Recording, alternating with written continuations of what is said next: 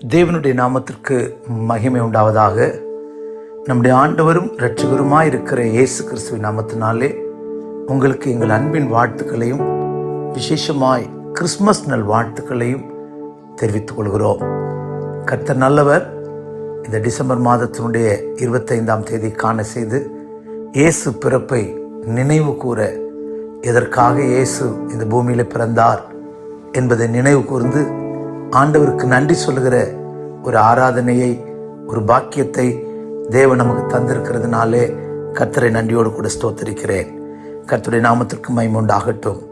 கர்த்தர் நல்லவர், அவருடைய கிருபை என்றும் உள்ளது. மாறாத தயவினாலே ஒரு இயேசுவின் பிறப்பை நினைவு கூறுகிற ஜனங்களாய் நம்மை மாற்றியிருக்கிறதுக்காய் கர்த்தரை நன்றியோடு கூட ஸ்தோத்திரிக்கிறேன்.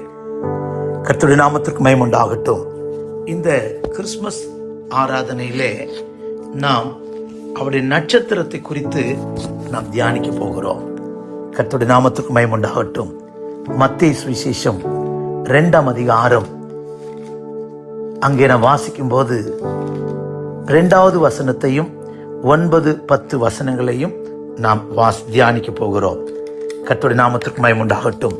Matthew gospel chapter 2 verse 2 verse 9 and 10 also. கர்த்தருடைய நாமத்திற்கு மகிமை உண்டாகட்டும். யூதருக்கு ராஜாவாய் பிறந்திருக்கிறவர் எங்கே?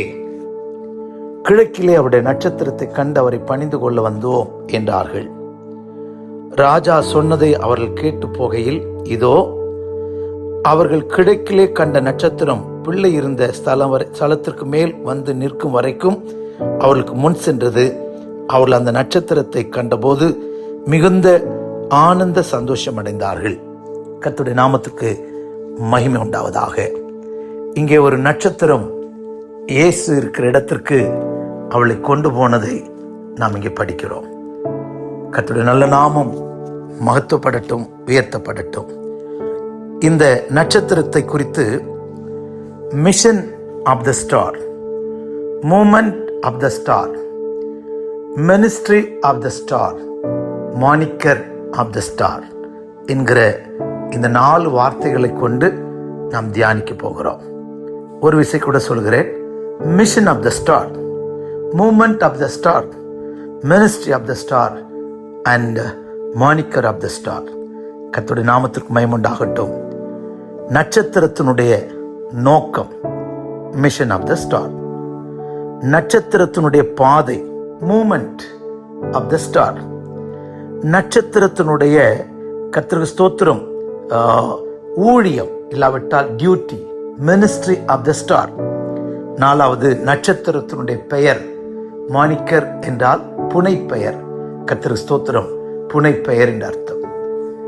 கர்த்தருடைய நாமத்திற்கு மகிமை உண்டாகட்டும். நட்சத்திரத்தினுடைய பெயரை குறித்து நாம் தியானிக்க போகிறோம். இயேசு இருந்த இடத்திற்கு முதல்ல இந்த நட்சத்திரம் தோன்றினதை குறித்து நான் உங்களோட பேச விரும்புகிறேன். Mission of the star. கர்த்தருடைய நாமத்திற்கு மகிமை உண்டாகட்டும். இந்த நட்சத்திரங்கள் எப்போது உண்டானது, எப்போ ஆண்டவர் உண்டாக்கினார் அப்படின்னா, ஆதியாகம புஸ்தகம் 1ஆம் அதிகாரத்தில் நாம் படிக்கும்போது ஆண்டவர் நாட்களின் குறிப்புக்காக, கால குறிப்புக்காக நட்சத்திரங்களை உண்டாக்கினார் என்று படிக்கிறோம். ஆனால் அப்போ உண்டாக்கின நட்சத்திரம், கர்த்தர் ஸ்தோத்திரம், இயேசு பிறந்த போது எப்படி இந்த இயேசுடைய பிறப்போடு கூட வந்தது அப்படிங்கிறத தியானிக்கும் போது ஒரு சந்தோஷமா இருக்கிறது. கர்த்தருடைய நாமத்துக்கு மகிமை உண்டாகட்டும். அப்படியானால் எல்லா நட்சத்திரங்களும் கர்த்தர் தான் உண்டாக்கினார். ஆனால் இந்த நட்சத்திரத்தினுடைய ஒரு நோக்கம், விசேஷம் மிக மேன்மையானதாய், பெரிதானதாய் இருக்கிறது. சாஸ்திரிகள் கேட்கிறார்கள், யூதருக்கு ராஜாவாய் பிறந்திருக்கிறவர் எங்கே? கிழக்கிலே அவருடைய நட்சத்திரத்தை கண்டு பணிந்து கொள்ள வந்தோம். கர்த்தருடைய நாமத்துக்கு மகிமை உண்டாகட்டும். அப்படியானால் இந்த இயேசுவின் பிறப்புக்காக இந்த நட்சத்திரம் எப்படி வித்தியாசமா இருந்ததுன்னு எனக்கு தெரியல. ஒருவேளை பெருசா இருந்ததோ, சில சொல்ற மாதிரி, சில பாட்டுகள்லாம் பாடுற மாதிரி வால் நட்சத்திரமா இருந்ததோ, அதெல்லாம் எனக்கு தெரியல. கர்த்தருக்கு ஸ்தோத்திரம். ஆனால் இயேசுவின் பிறப்புல இந்த நட்சத்திரம், கர்த்தருக்கு ஸ்தோத்திரம், இதனுடைய மிஷன் ஆஃப் த ஸ்டார், இதனுடைய வேலை, நோக்கம், பர்பஸ் என்ன? கர்த்தருக்கு ஸ்தோத்திரம். ஜனங்களை இயேசுவை காண்பிக்க, ஜனங்களுக்கு இயேசுவை காட்டி கொடுக்கிற நட்சத்திரம். இந்த நட்சத்திரத்தை பார்க்கும்போதே நல்ல மகிழ்ச்சி. கர்த்தருக்கு ஸ்தோத்திரம். இந்த நட்சத்திரத்தை இன்னைக்கு தேசமெல்லாம் எங்கெல்லாம் கிறிஸ்துமஸ் கொண்டாடுறாங்களோ அங்கெல்லாம் நட்சத்திரங்கள் இருக்கு. பல விதவிதமான நட்சத்திரங்கள் இருக்கு. இந்த நட்சத்திரத்தை இவ்வளவாய் கர்த்தருக்கு ஸ்தோத்திரம் தேவன் பயன்படுத்த காரணம் என்ன? இந்த நட்சத்திரம் வேற யாரும் இல்லை, நீங்களும் நானும் தான் நட்சத்திரமா இருக்கிறோம். வெளிப்படுத்தல் 1 அதிகாரத்தில் படிக்கும் போது நட்சத்திரங்களை வலது கரத்தில் ஏந்தி கொண்டிருக்கிறார் என்று படிக்கிறோம். பிலிப்பியர்ல படிக்கும்போது சுடர்களைப் போல பிரகாசிக்கிற நீங்கள் என்று பவுல் அப்போஸ்தலன் எழுதுகிறார். எல்லாரும் ரட்சிக்கப்பட்டு ஞானஸ்நானம் பெற்று பரிசுத்தாவி பெற்ற தேவனுடைய பிள்ளைகள் இந்த நட்சத்திரத்துக்கு ஒப்பாயிருக்கிறார்கள். கர்த்தர் ஸ்தோத்திர ஆபிரகாமை பார்த்து சொன்னார், உன் சந்ததி வானத்து நட்சத்திரத்தை போல இருக்கும் என்று. அப்படியால் ஆபிரகாமின் சந்ததி வானத்தின் நட்சத்திரங்களா இருக்கிறார்கள். ஊழியக்காரர்கள் நட்சத்திரங்களா இருக்கிறார்கள். விசுவாசிகள் நட்சத்திரங்களா இருக்கிறார்கள். கர்த்தருடைய நாமத்திற்கு மகிமை உண்டாகட்டும். நட்சத்திரமே, பல லட்சோபமான நட்சத்திரங்கள் வானத்தில் இருக்கிறது. எல்லா நட்சத்திரத்தை போல நீங்களும் நான் இருக்கக்கூடாது. இயேசுவை காண்பித்த, இயேசுவை காண்பிக்கிற, இயேசு இருக்கிற இடத்தை காட்டுகிற நட்சத்திரமாய் நீங்களும் நானும் மாறணும். உங்களை குறித்து, என்னை குறித்து ஒரு நோக்கம் இருக்கிறது. எத்தனையோ நட்சத்திரங்கள் இருந்தாலும் இந்த ஒரு நட்சத்திரம் மட்டும்தான் இயேசுவை காண்பித்து கொடுக்கிற, இயேசு இருக்கிற இடத்தை காண்பித்து கொடுக்கிற நட்சத்திரமா இருந்தது போல அதை தான் அவர் சந்தோஷமாய் சொல்கிறார். கிழக்கிலே அவருடைய நட்சத்திரத்தை கண்டு அவரை பணிந்து கொள்ள வந்தோம். இந்த கிறிஸ்துமஸ் உண்மையான கிறிஸ்துமஸ் என்றால் உங்க மூலம், என் மூலம் இயேசு தெரிவிக்கப்படணும், இயேசு அறிவிக்கப்படணும், இயேசு இருக்கிற இடம் காட்டி கொடுக்கப்படணும். மற்ற எல்லா நட்சத்திரங்களைப் போல நீங்களும் நானும் ஜீவிக்கிறது அவருக்கு விருப்பம் இல்லை. ஆனால் நீங்களும் நானும் கர்த்தருக்கு ஸ்தோத்திரம் இயேசுவை காண்பிக்கிறவர்களாய், இங்கே இயேசு இருக்கிறார், கர்த்தருக்கு ஸ்தோத்திரம் இங்கே இயேசு இருக்கிறார் என்பதை சொல்லிக் கொடுக்கிற ஊழியம் செய்கிறவர்களாய் நீங்களும் நானும் மாறணும். உங்க ஜீவியத்துல, என்னுடைய ஜீவியத்துல கர்த்தர் மகிமைப்படணும். கர்த்தருக்கு ஸ்தோத்திரம். இயேசு பிறக்கும் போது இந்த நட்சத்திரம் கிழக்கேர்ந்து எப்படி வந்தது? இந்த இயேசுவை காண்பிக்கிற வேண்டும் என்பதனால்தான் இதனுடைய நோக்கம். நாம் இயேசுவை நம்முடைய நடை, உடை, பாவனை, பேச்சு, கர்த்தருக்கு ஸ்தோத்திரம் எல்லாவற்றிலையும் கிறிஸ்துவை காண்பிக்கணும். இயேசு விதமாய் சொன்னார், என்னை கண்டவன் என் பிதாவை காண்கிறான். பவுல் அப்போஸ்தலன் தைரியமாய் சொல்கிறார், நான் கிறிஸ்துவை பின்பற்றுகிறது போல நீங்கள் என்ன பின்பற்றுங்கள், இயேசுவை பின்பற்றுங்கள் சொல்லல, ஃபாலோ மீ. அப்போஸ்தலர்கள் தைரியமாய் சொன்னார்கள், எங்களை கவனித்து பார், எங்களை உற்று நோக்கி பார். அந்த சப்பானியானவன் பேதுரு யோவானை நோக்கி பார்த்தான், சுகம் அடைந்தான். நாம இயேசுவை பாருங்கன்னு சொல்லக்கூடாது. நம் மூலமாய் இயேசு வெளிப்பட வேண்டும், நம் மூலமாய் இயேசு காண்பிக்கப்பட வேண்டும். எல்லாருக்கும் காண்பிக்கிற ஒரு ஜீவியம் செய்வோமானால் அதுதாங்க உண்மையான கிறிஸ்துமஸ். இன்னைக்கு ஒரு தீர்மானம் பண்ணுவோமா? ஆண்டவரே, இந்த நட்சத்திரம் இயேசுவை காண்பித்தது போல நான் என் பேச்சில், என் நடையில, என் உடையில, என் கர்த்தாவே என்னுடைய எல்லா கிரியைகளிலும் இயேசுவை காண்பிக்கிற ஒரு கிருபையை, ஒரு அபிஷேகத்தை எனக்கு தாங்க. நாங்க இயேசுவை காண்பிக்கிற மனுஷராய் எங்களை மாற்றுங்க ஆண்டவரேன்னு சொல்லி நீங்களும் நானும் ஒரு தீர்மானம் பண்ணி கேட்போமா? என்னை பார்க்கிறவங்க இயேசுவை பார்க்கணும் ஐயா. என்னை கண்டவன் பிதாவை காண்கிறான் என்று சொன்னது போல ஆண்டவரே, நாங்கள் உம்மை வெளிப்படுத்துவர்களாய் மாற்றணும். கர்த்தருடைய நாமத்திற்கு மகிமை உண்டாகட்டும். நீர் சாலமோனை உண்டாக்கினீர். சாலமோன் பிறக்கிறதுக்கு முன்னமே ஆண்டவர் அவனை குறித்து ஒரு நோக்கம் வச்சிருந்தார். அவன் எனக்கு ஆலயத்தை கட்டுவான். தாவீது கிட்ட சொல்றார், நீ ஆலயத்தை கட்ட வேண்டாம், நீ ரத்தம் சிந்தினாய். உன் கற்ப பிறப்பாகிய சாலமோன் பிறக்கிறதுக்கு முன்னமே பேர் வச்சிட்டார். கர்த்தருக்கு ஸ்தோத்திரம். அவனை குறித்து ஒரு நோக்கம் வச்சிட்டார். கோரேஸ், அவனை குறித்து ஒரு நோக்கம். இவங்கெல்லாம் பிறக்கிறதுக்கு முன்னாடியே ஒரு நோக்கத்தோடு கூட கர்த்தர் பூமியில் அவர்களை உண்டாக்கினார். ஏற்படுத்தினார். நட்சத்திரமே, இதை கேட்கிற விசுவாசி, உன்னை என்னையும் ஒரு பெரிய பர்பஸோடு கூட, உன்னை என்னை குறித்து ஒரு பெரிய நோக்கத்தோடு கூட, ஒரு பணியோடு கூட, ஒரு வேலை செய்வது, வேலைக்காக கர்த்தர் உங்களை என்ன பூமியில வச்சிருக்கிறார். எல்லா நட்சத்திரத்தை போல நானும் ஒரு நட்சத்திரம் அப்படின்ட்டு போயிடக்கூடாது. என்னை குறித்த ஒரு நோக்கம், நான் இயேசுவை காண்பிக்கணும், நான் இயேசுவை வெளிப்படுத்தணும், நான் இயேசுவை அறிவிக்கணும். அந்த வைராக்கியமும் வாஞ்சையும் நமக்குள்ளே பெருகுவதாக. கர்த்தருடைய நாமத்திற்கு மகிமையுண்டாகட்டும்.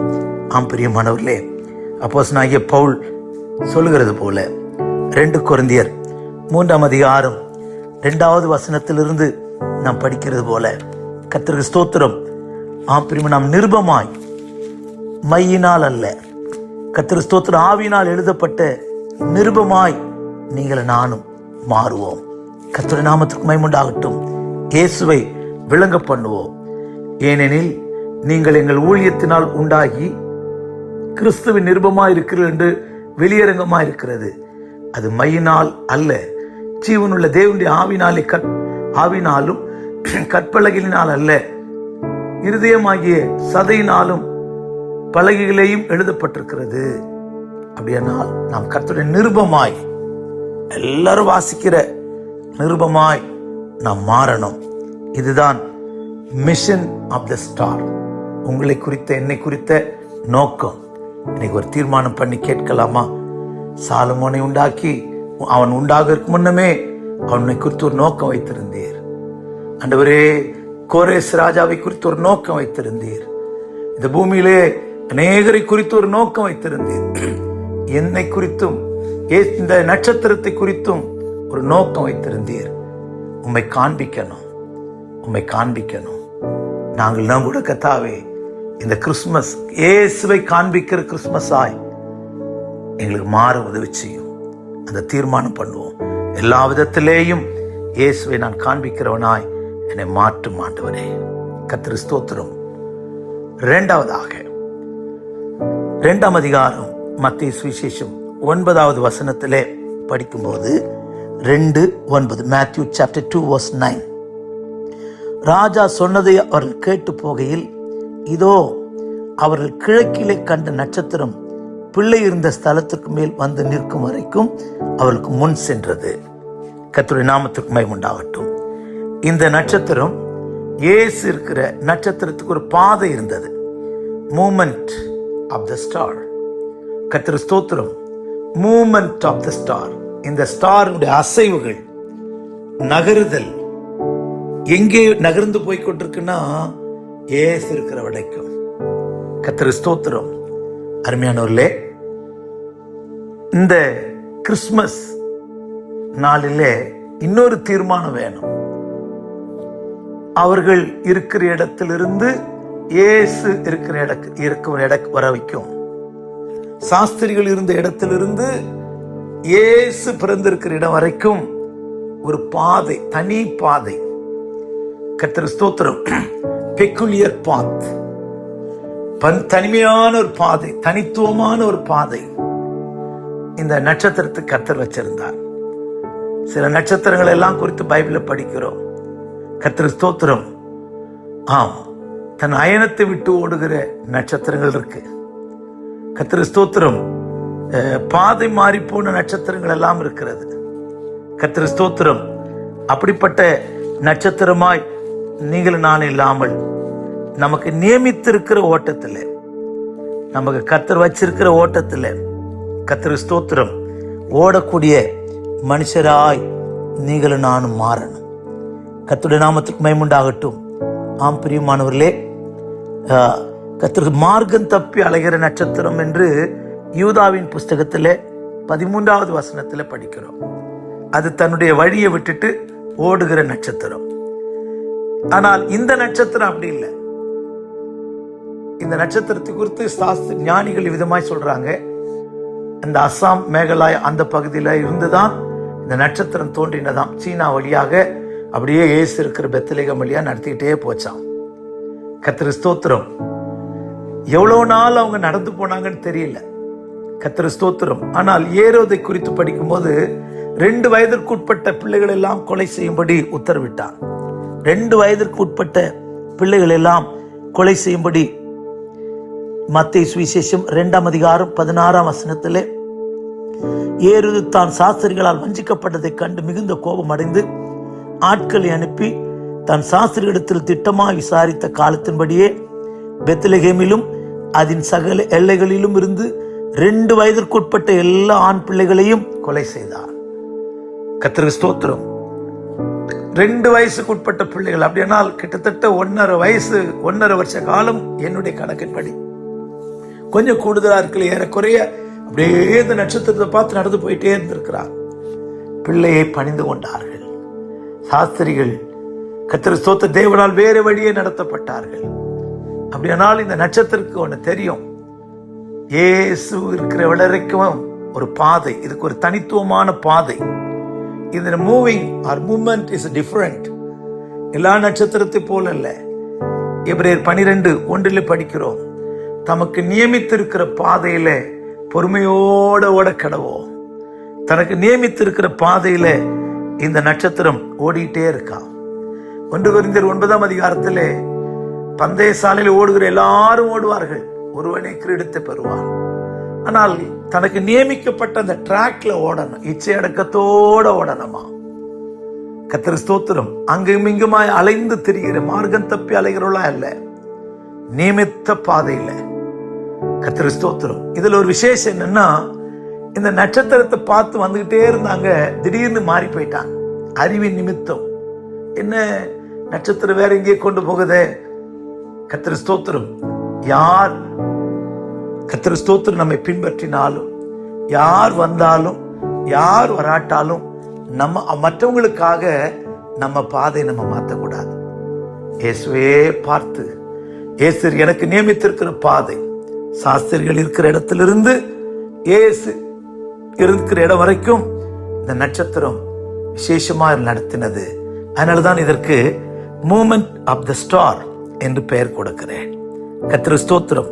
நம்ம ஜீவியத்துல கர்த்தருக்கு ஸ்தோத்திரம், நமக்கு நியமித்திருக்கிற பாதையில கர்த்தருக்கு எத்தனை கஷ்டம் வந்தாலும், எத்தனை பேர் நம்மை பின்பற்றினாலும், என்ன ஏசினாலும் பேசினாலும், எனக்கு வைத்திருக்கிற பாதையில நான் ஓடுவேன். கர்த்தருக்கு ஸ்தோத்திரம்.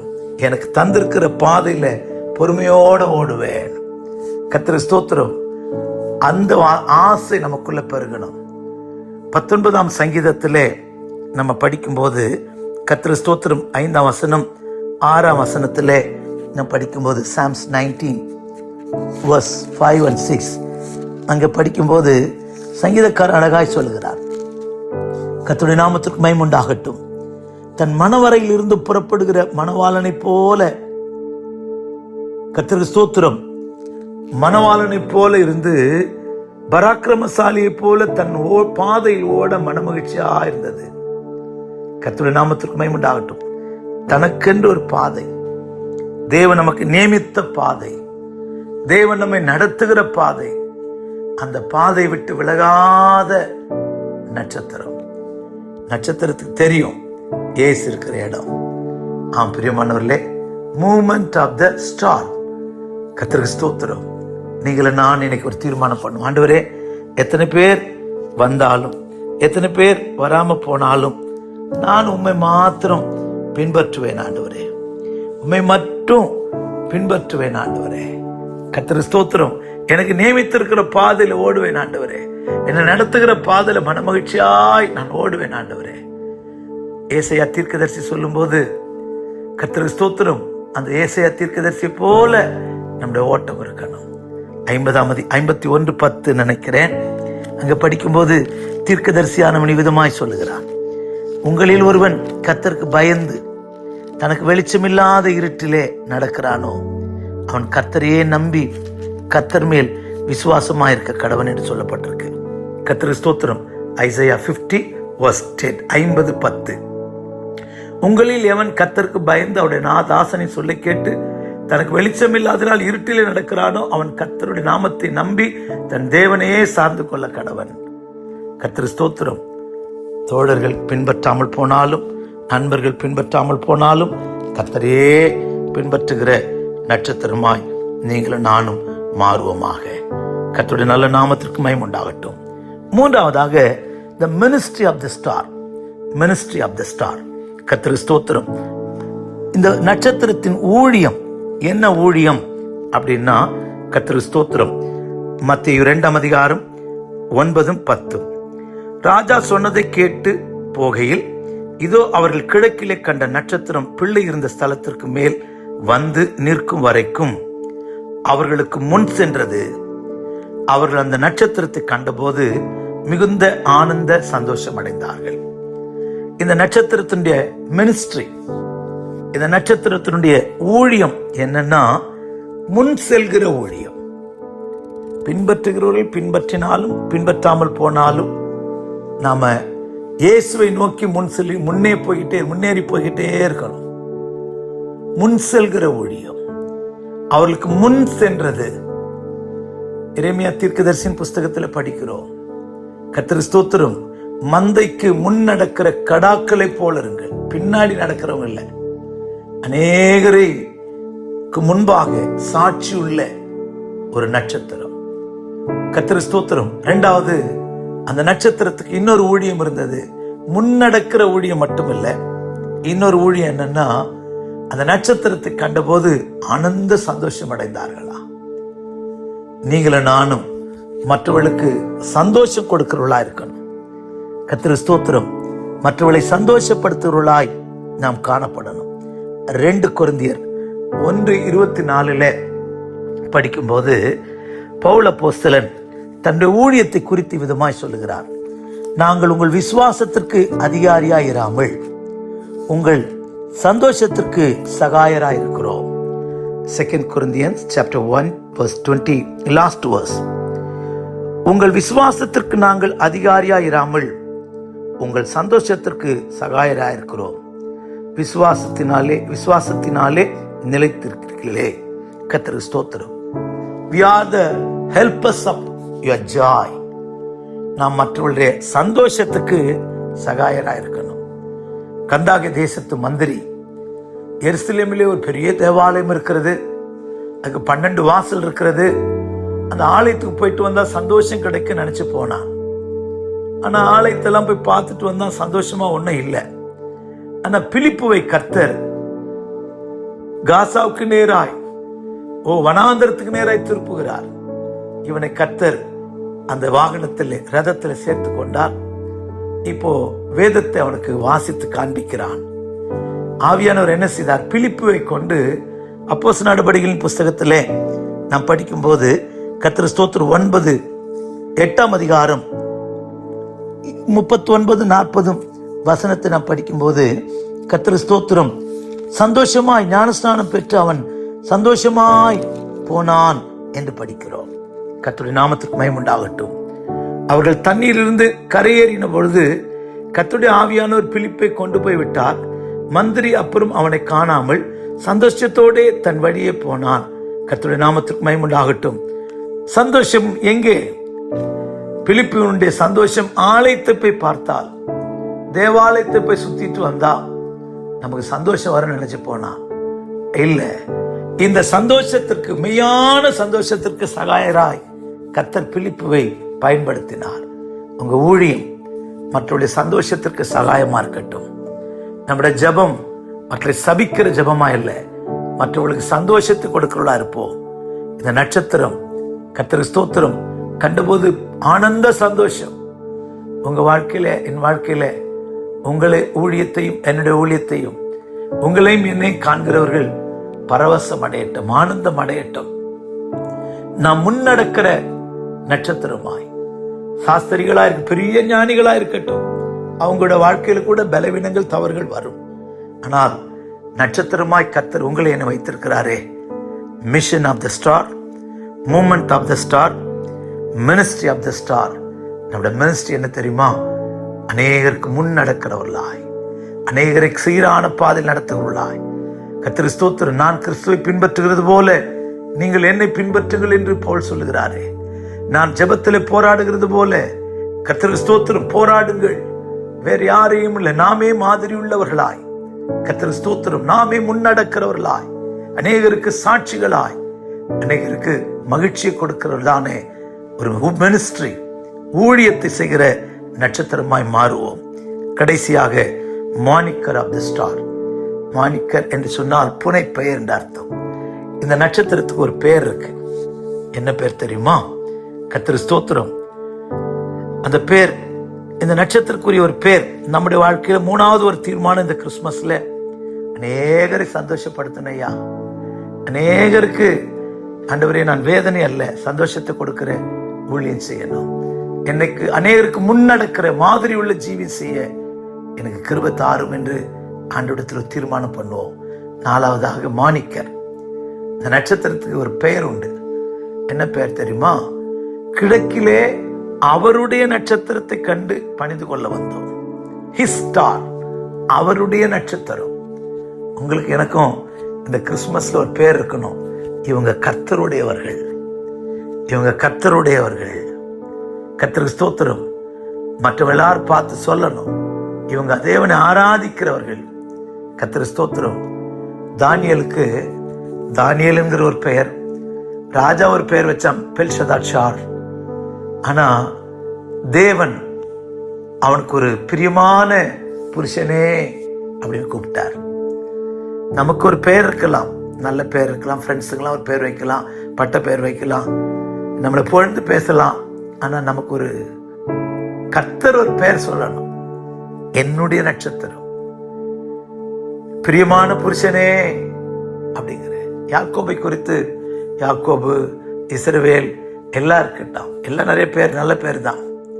கர்த்தர் ஸ்தோத்திரம். ஆனால் ஆண்டவர் அவனை கூப்பிடும் போது, நான் தெரிந்து கொண்ட யாக்கோபே, நான் தெரிந்து கொண்ட ஜனமே. இந்த கடைசி நாள்ல, இந்த கிறிஸ்துமஸ்ல ஒரு கிருபை கேட்போம். ஆண்டவரே, நீங்க எனக்கு ஒரு பெயர் வைங்கப்பா. கர்த்தர் அழைக்கும் புது நாமத்தால் நான் அழைக்கப்படணும். அவருடைய நட்சத்திரத்தை கண்டு. இந்த நட்சத்திரத்துக்கு ஒரு பேர் இருக்கு. நிறைய நட்சத்திரம் இருக்கு பைபிள்ல. துருவ நட்சத்திரம், பாடுகிற நட்சத்திரம், இப்படி எல்லாம். கர்த்தர் ஸ்தோத்திரம். ஆனா பாடுகிற நட்சத்திரத்தையும் துருவ நட்சத்திரத்தையும் குருஸ் நட்சத்திரம் அப்படிலாம் கூட மீன் பிடிக்கிறவங்க சொல்லியிருக்கிறத நான் கேட்டிருக்கிறேன். ஆனால் இந்த நட்சத்திரத்தை கர்த்தர் பேர் சொல்லி அழைத்திருக்கிறார். நிறைய பேர் சொல்லி அழைக்கிறார். அருமீன் நட்சத்திரம், கர்த்தர் ஸ்தோத்திரம், சர்ப்ப நட்சத்திரம், இப்படி எல்லாம் யோபின் புஸ்தகத்துல படிக்கிறோம். ஆனால் இந்த நட்சத்திரத்துக்கு ஒரு பேர் இருக்கு, அவருடைய நட்சத்திரம், ஹிஸ் ஸ்டார். கர்த்தர் ஸ்தோத்திரம். இயேசுவின் நட்சத்திரம். உங்களை என்னை கர்த்தர், இது இவர்கள் என்னுடையவர்கள். உன்னத பாட்டின் புஸ்தகத்திலே 2:16 மணவாட்டி சொல்லுகிறது போல, நேசர் என்னுடையவர், நான் அவருடையவள். கர்த்தர் ஸ்தோத்திரம். ரோமர் 8:9 கிறிஸ்துவின் ஆவி இல்லாதவன் அவருடையவன் அல்ல. அவர் கிறிஸ்துவின் ஆவினால நிரப்பப்பட்டால் தான் அவருடையவர்களாய் மாற முடியும். அதோடு மாத்திரமல்ல, 1 கொரிந்தியர் கர்த்தர் ஸ்தோத்திரம் 15:23 அதுக்கு முன்னதாக லேவியராகமம் 20:26 படிக்கும் போது, நீங்கள் என்னுடையவர்களாய் இருக்கும்படி மற்ற விட்டு பிரித்தெடுத்தேன். கர்த்தர் ஸ்தோத்திரம். உலகத்தில் எத்தனையோ நட்சத்திரங்கள், வானத்தில் எத்தனையோ நட்சத்திரங்கள் தோன்றியிருந்தாலும் இயேசுவை காண்பிக்கிற ஒரு நட்சத்திரம். கர்த்தர் ஸ்தோத்திரம். Mission of the star, moment of the star. அது ஒரு அதனுடைய பாதை, நட்சத்திரத்தினுடைய பாதை. 3வது நட்சத்திரத்தினுடைய duty or ministry, ministry of the star. கர்த்தர் ஸ்தோத்திரம். 4வது மானிக்கர் ஆஃப் த ஸ்டார், நட்சத்திரத்தினுடைய பெயர். உங்களுக்கு எனக்கு ஒரு புது பெயரால இந்த கிறிஸ்துமஸ்ல கர்த்தர் அழைக்கட்டும். கர்த்தர் நம்மை நடத்துவாராக, பலப்படுத்துவாராக. ஒரு விசை கூட உங்கள் யாவருக்கும் கிறிஸ்துமஸ் வாழ்த்துக்களை சொல்லி செய்தியை முடிக்கிறேன். ஜெபிக்கலாமா? கர்த்தாவே, உமக்கு ஸ்தோத்திரம். அடியாளை தாழ்த்துகிறோம். அவருடைய நட்சத்திரம் என்று நாங்கள் தியானித்துக் கொண்டிருக்கிறோம்.